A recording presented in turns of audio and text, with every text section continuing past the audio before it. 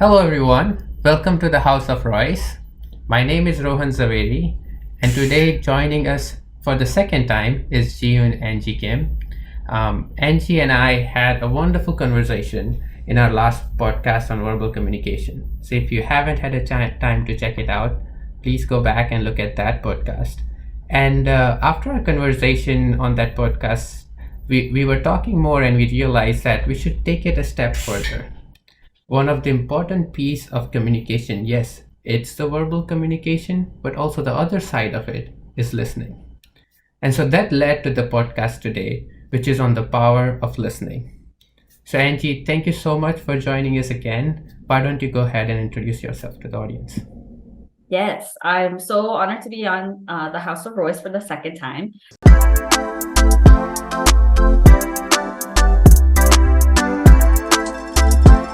Hi, everyone. My name is Angie. I'm a pharmacist based in Albany, New York, and I'm originally from Seoul, South Korea. Thank you so much. So Angie, to go take us back to last week, and one of the things that we were talking about is how important listening is. And first, why is listening important? I feel that listening is often taken for granted, right? It is common that people often hear what is being said, but hearing is very much different than listening. So why don't you share with us your thoughts on listening and why is listening important? Yeah, I think you're absolutely right in saying that there's a difference between hearing and there's listening. I think listening is one of the most fundamental elements when you're building a personal or professional relationships. And one of the things I wanted to touch up on today is 5 different levels of listening. And I feel like hearing is definitely one of the lowest levels of listening. But yeah, and I almost think this episode or this topic should have been before verbal communication, because it's always important to listen before you start speaking. So yeah, That's very true. And you mentioned hearing is one of the initial steps when it comes to listening, and there are different layers to it. So if we just look at hearing for a second, it's when we were in pharmacy school together, we were attending a lecture and we are sitting in a class, and the professor, let's say it's a pharmacology lecture, and the faculty is giving us the mechanism of action for a drug, and we are there, we are physically present. The words that are being spoken are coming to our ears, but we are hearing, but are we understanding what is being said? I don't know about you, but there were times where I wasn't, because we are distracted by whatever it is. Either we are on phone, or we heard something before that didn't make sense and now we are caught up in that. So you are physically present there, the words are falling onto your ears, you're hearing, right? You're showing that yes, your ears work, but how much impact are those words making on you? Is that, like, are you understanding what is being said? Is that registering in your mind? Can you comprehend it? There's so much, I feel, levels to it, right? And I think that's what you said by the levels of to listening. So can you just share with us what those levels are, hearing being the first one, and what are those different levels? yes. So actually, the first level of listening would be ignoring, and sometimes that happens when we're in 8 a.m. medicinal chemistry class or 8 a.m. pharmacology lecture.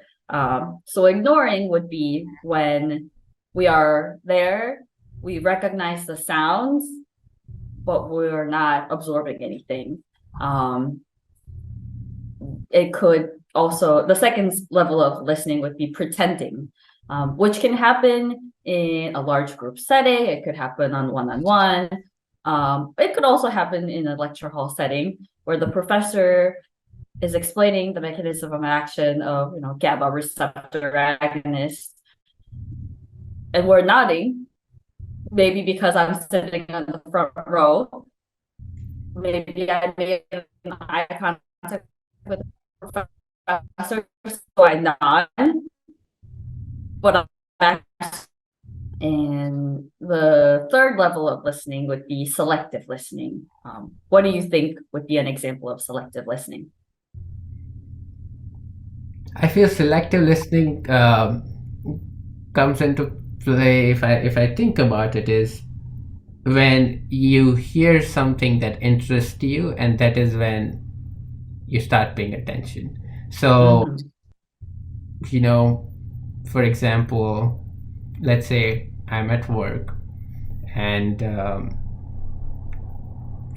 I'm talking to another colleague from a different function than what I am in, and they talk to me about, their function and what they are doing, and I'm listening to them. But then comes a point where they're like, oh, how do we work closely with you, and what are the challenges that we face? And then, then I'm like, oh, this is where it relates directly to me, so let me listen more closely. So it's I think a close example to selective listening, where uh, there are points to the conversation where you're just hearing and also thinking, but then there comes a part where maybe you had a goal in mind, and when the person starts talking with the goal that you had, you start paying more attention. Yeah, I think that's an excellent example of selective listening. The other example I could think of is, say, a friend called me and said, my life is not quite organized. I'm having a lot of trouble in life. And then I may ask, oh, what's going on? And then they start explaining, maybe they have difficulty in their romantic relationship. And then they say an example of what's going on. And then, maybe I may be dozing off and I'm not 100% listening. But then when they mention an example, I say, oh, that happened to me too. And then there's a specific word or a phrase or an example that I'm, like you said, am focused on. And then I jump in, I may be interrupting to share my example of what has happened in my life. So that in that case, I'm not listening to the 100% of the context that is being shared. I'm listening for a specific phrase or a word, example that I can chime in. And I think that's what happens to a lot of us. Many of us tend to listen with the intent of replying when we filter conversations based on our own experience, our own biases. And then that hinders us from genuinely connecting with the other person, because we're just filtering that conversation to see, oh, I can chime in on that part. And a lot of us are either talking or and there's no listening involved in it. Yeah, I would say. And then the next level of listening would be attentive listening, where we are focused on that conversation. We're paying attention. We're focusing our energy into the words that are being said. And then for a long time, I thought attentive listening was the highest form of listening, until I read Stephen Covey's book, 7 Habits of Highly Effective People. And this is where I was inspired to talk about empathic listening. And empathic listening is actually the highest form of listening, and that's why I wanted to focus on, where we're understanding someone on both an intellectual level as well as an emotional level. Yes, and that, when you hear about empathic listening, I feel it's very closely from what you just said to active listening as well, right? I think because I have heard the word active listening used a lot, which is also where you are listening to understand others person point of view, right? And I heard this wonderful sentence. I think it was during said by Simon Sinek, in one of his podcasts, and he said that listening is not the act of hearing the word spoken, but it's the art of understanding the meaning behind those words. And that is exactly, what the epitome of the levels of listening is, which is empathic listening. Mhm. So before we go deep dive into empathic listening, why don't we focus on why don't we listen properly? And just to share my perspective, I feel something we touched on while we are speaking about those different levels is one of the things could be that we are just distracted, um, and we are not paying attention. I think the other one could be that we have some preconceived idea or notion on that topic, and that creates a barrier from what the other person is saying if they have different views than what we have. Right. So I think those are the two things that come to my mind. Is there anything else that comes to your mind as to why don't we listen properly? Yeah, I think sometimes it can be the language that are being spoken. Maybe we're not familiar or as fluent as we'd like to be in that language. It can also be different jargons and acronyms that are being used in that particular conversation. I noticed that when I'm joining a new workforce and work setting, the people that have been working in that environment for a long time are used to these acronyms. Sometimes they even forget what those acronyms stand for. So then me as a newbie ask, oh, okay, I'm trying to learn all these jargons in the workforce. And I say, oh, what does that stand for? And often they don't know, and they can describe what they're referring to, but those acronyms has kind of lost its meaning. And if I'm trying to listen, but I don't understand all these medical jargons or these acronyms, I may have a hard time listening properly. I think another example I can think of is sometimes as a person, we really want to be understood.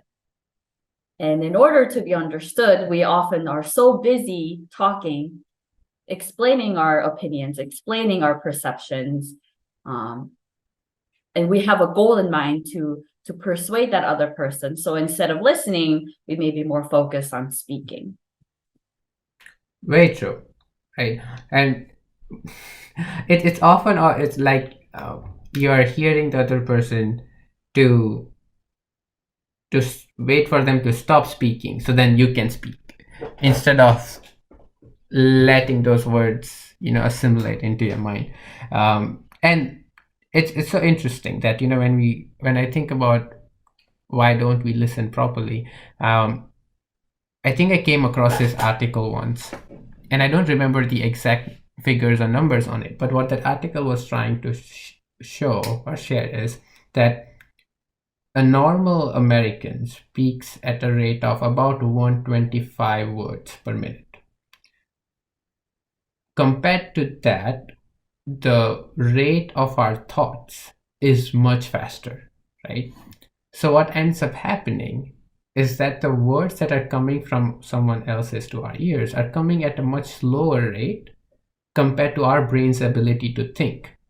So what our brain does is, by the time those words are coming slowly, it has an extra time to sort of use that time to think more. And it's that portion where our brain is thinking that can distract us from listening, right? So I feel it all comes down to how we use that time while we are listening to someone and the words are coming, and the extra time that we have in our mind to think. Are those thoughts, as you mentioned, about trying to make ourselves understood to that person, or are those thoughts understanding what the other person is saying and taking it to the next step as to what are their non-verbal cues that they are speaking with, what is their intent, where are they going with this, with what they are saying. So I feel it all comes down to that portion, which is definitely very hard to manage, because it's hard to manage our thoughts, and just the speed at which we are thinking. But I feel if we can somehow utilize that amount of time effectively, then it can help. But it's a hard task to do. I when I Right. am saying it, I can realize it's really hard. Yeah. And listening the same way as speaking and verbal communication, which we covered last week, takes practice. And I think that's often forgotten. Like you said, if our brain is sorting out and thinking so many more words and ideas while the other person is speaking at a slower rate, are we going to use that time and brain energy to prepare to speak what I'm going to say next, or am I going to use that time and brain energy to truly understand not only on the intellectual level that they're communicating, but what are their motives, what are their emotions behind what they're saying? So yeah, it definitely takes practice. And practice is such a great point, because practice makes me realize, if I go back to, back in middle school and high school, it's that part where I feel that the focus on listening is not as much as on, let's say, reading and writing. I'm just going back to school and even in college. Uh, for me, I felt in my school days, it was more focused on how, if you can read better, if you can write better, right? If you can speak properly. But the training behind listening is often not as much, or is not focused on. But what do you think about that? Was it the same in your school days as well? Yeah, I would say so. And I think that's where a lot of selective listening, which is the third level of listening that I've mentioned, comes in. A lot of the times when I was listening for the answer, or I was listening for that one concept where I can write down on my notes. So in that case, I was trained for selective listening rather than attentive listening, active listening, or empathic listening. Yes. So I feel now it's a good time for us to deep dive more into empathic listening or active listening. So can you define it once more for the audience? What is Yeah. Yeah. For me, empathic listening means more than just agreeing with someone or just listening to someone. It's about deeply comprehending their emotions, their thoughts.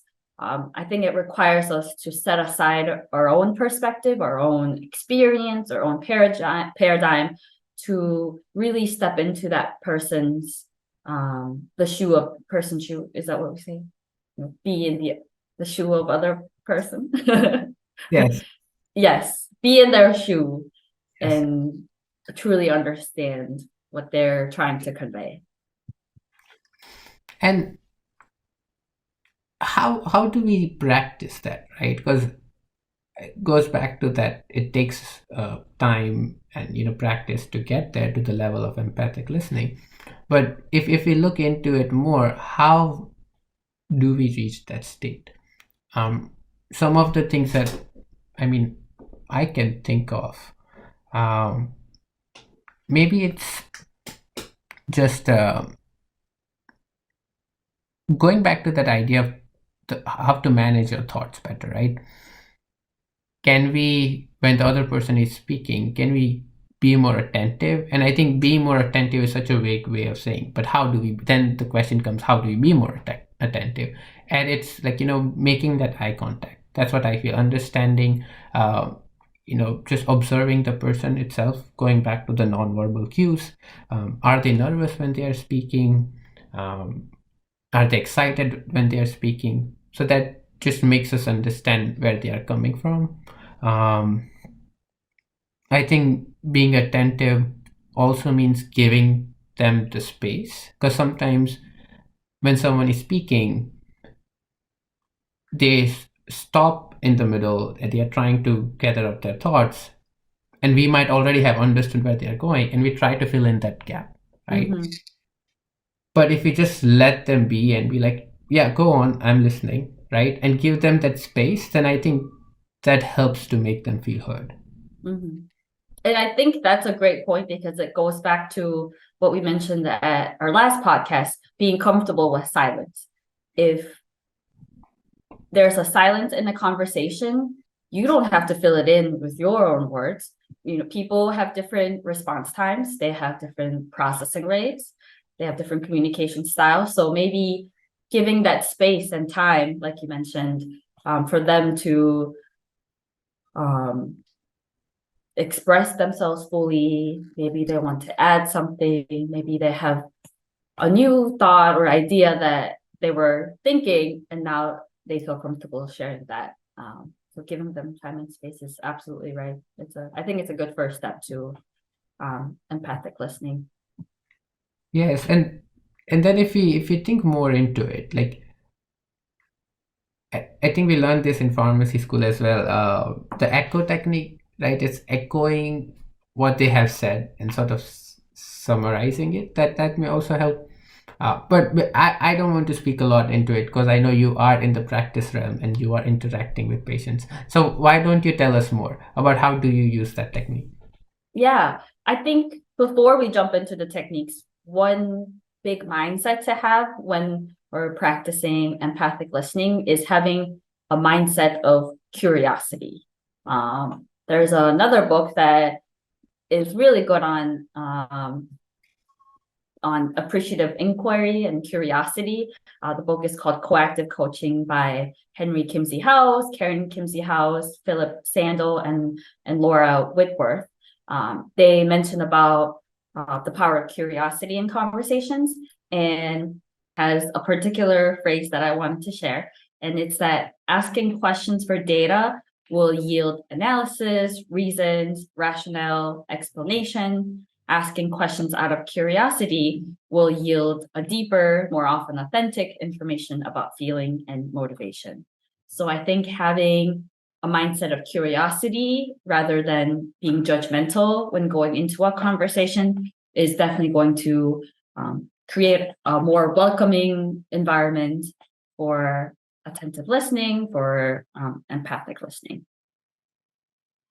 And I would say when I interact with patients in my clinic, I often begin a specific question by saying, help me understand. And that could be, help me understand what's the most difficult challenge you have with your blood sugar management, or help me understand what are you struggling when you skip your medication, something like that. So then it's inviting them to share their experiences and feelings so that we can foster a deeper connection in that conversation. And that is so wonderful. I really love the idea about, you know, having curiosity at the forefront, right? And just as how you shared with help me understand with the patients, I think even in the work setting, right? So, for example, I'm working in this like global biopharmaceutical environment, highly matrixed. We have so many different functions, and we often have challenges across organizations when it comes to processes or how things are done, how teams work together. And I remember this example when I was just speaking to another colleague of mine, and we had this one on one meeting set up. They were working on a project, and they wanted me to just sort of sit in and give them some ideas as to I had worked on a similar project before, so what I did and what they are doing, and share our learnings. So I sat in that meeting, and they started off by saying everything that they wanted to say. And just before having that meeting, a couple of days before, it just so happened the podcast that I was talking by Simon, I had listened to that. So in my mind, I was thinking about active listening, which doesn't happen often. I'll say that I'm at the fault. I'm also learning how to do this better. But that point in time, I think it was perfect. Everything aligned. And when they were sharing all the things they were working on this project, the problems that they are having, I felt such an inner urge to stop them and be like, "Oh, I also felt the same thing. I also had the same challenge, and this is what I did." But I just stopped myself, right? And I was like, okay, let them finish. Our meeting was set up for 45 minutes. They talked for 40 minutes. And I was just, nodding my head, giving them space. They wanted to have some time to gather their thoughts again. I gave them that time. And at the end of 40 minutes, we only had 5 minutes left. I hadn't even spoken as much. I just asked them a couple questions here and there in between when she wanted me to ask the questions. And then at the end of it, she told me, that actually she feels like she found a way of doing it. Uh, so I feel sometimes, and I was surprised because I didn't do anything. It was just her sharing, right? Uh, I think this goes back to saying that you first have to let the other person empty themselves. And in the process of them emptying themselves, they might just, put their thoughts in a way that they haven't before. And that can help them just find answers to their things. I didn't have to do anything. I was just there listening to what they were saying. And maybe they just wanted someone to listen to the chaos that was going on in their mind. And just by blurting everything out, now that chaos is gone and they can see things more clearly. Mhm. So it was shocking to me to just practice it and see the effect of it, right? So I think the applications of this expands professions and expands boundaries, whether it's business, whether it's healthcare. Uh, it can be applied to so many different ways, even in education, right? Between a student and a faculty. So it's just mind blowing.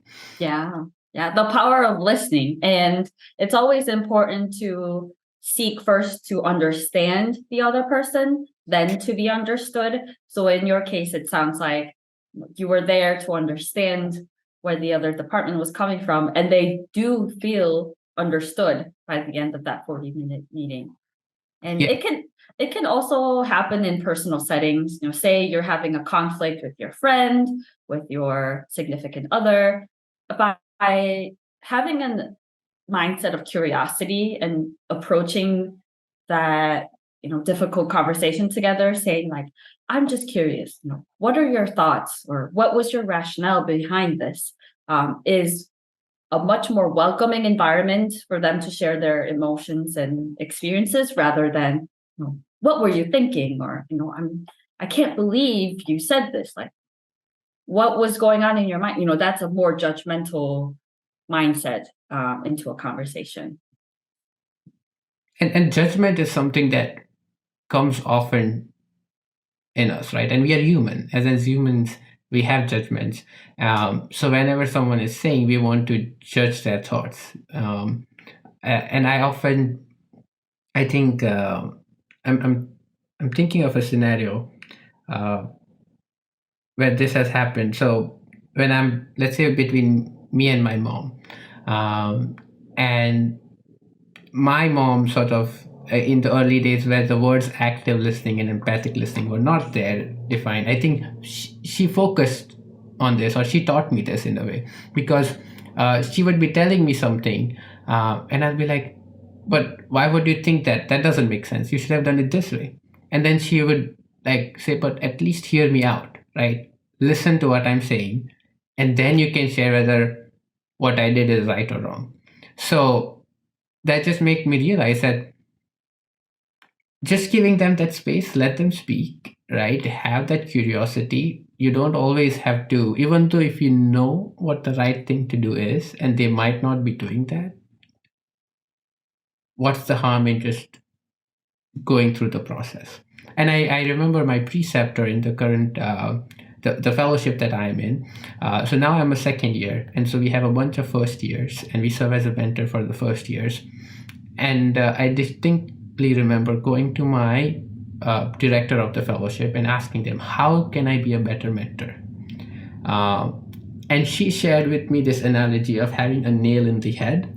I don't know if you have seen that video. Have you seen the video of the nail in the head? So it's a very funny video. I'll share that video later. But basically, the idea behind the video is that I think it's between a patient and a doctor, and the patient goes to the doctor having a nail in the head, and the patient goes and be like, I have so much pain in my forehead.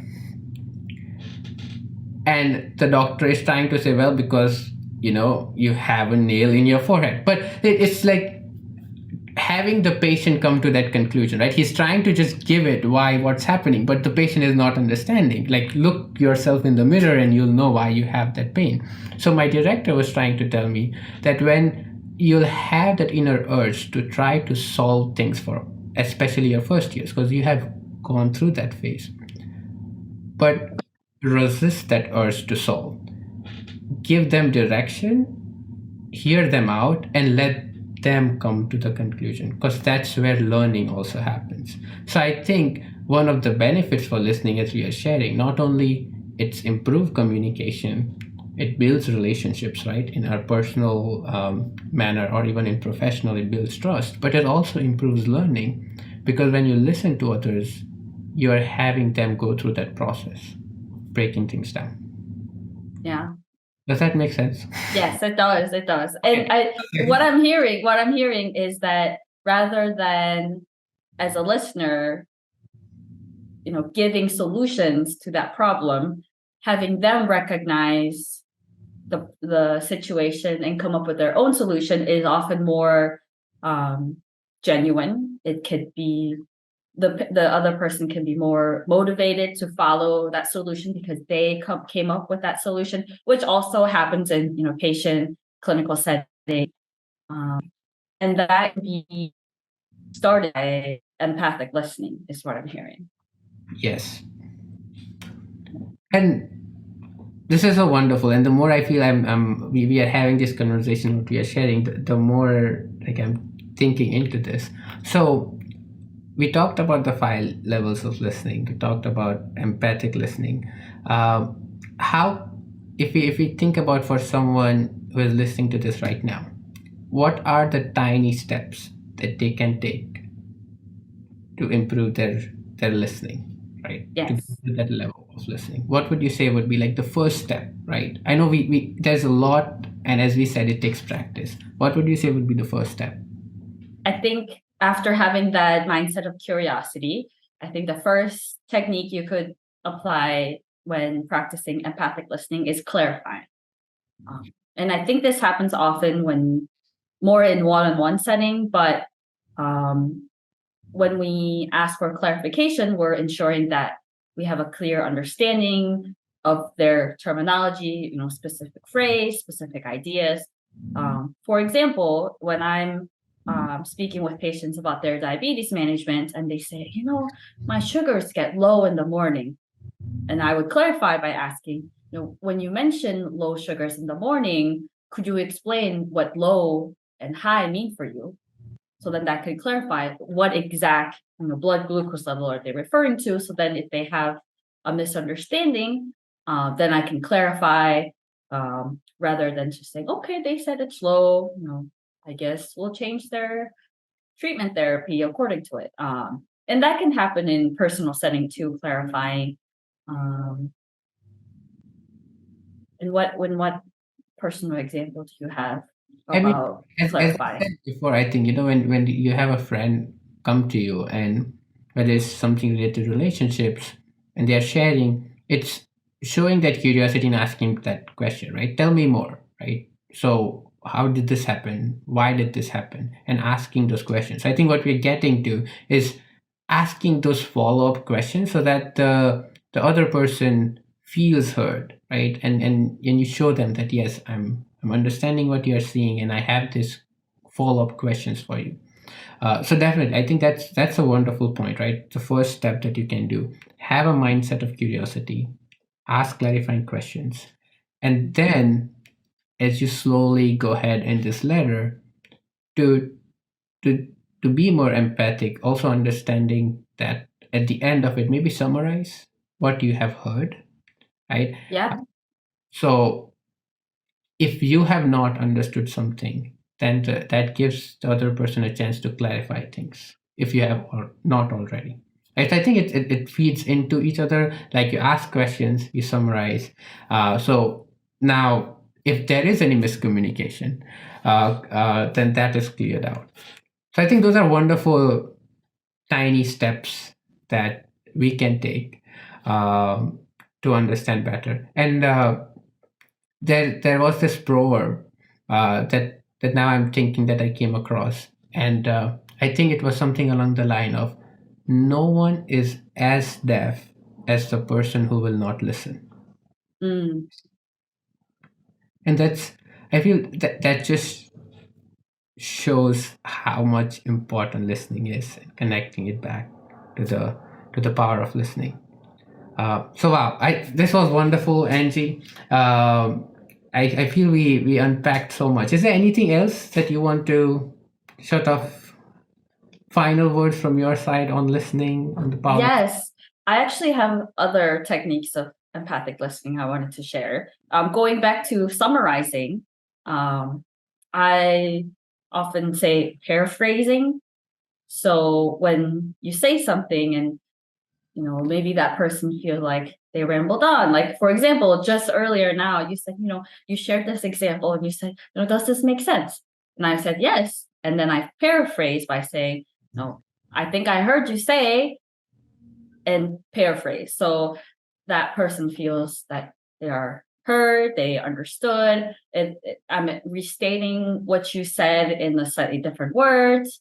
I'm maintaining the original meaning of what you said, and really provides validation to the speaker. So I would say, second step to empathic listening after clarifying would be paraphrasing. And I love how we feed into each other, right?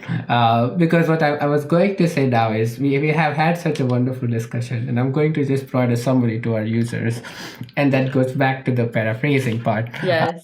So, on the power of listening, today we unpacked so much, and if I can just give a brief summary to everyone who listened to this, is we started off by why is listening important, right? Then we went into what are the barriers to listening, why we don't listen, and we touched upon many things. It could be our preconceived notion on something, it could just be that we are distracted. And then Angie took us through wonderful 5 levels of listening, starting from ignoring, pretending, all the way to empathic listening. And that brought the conversation to what is empathic listening.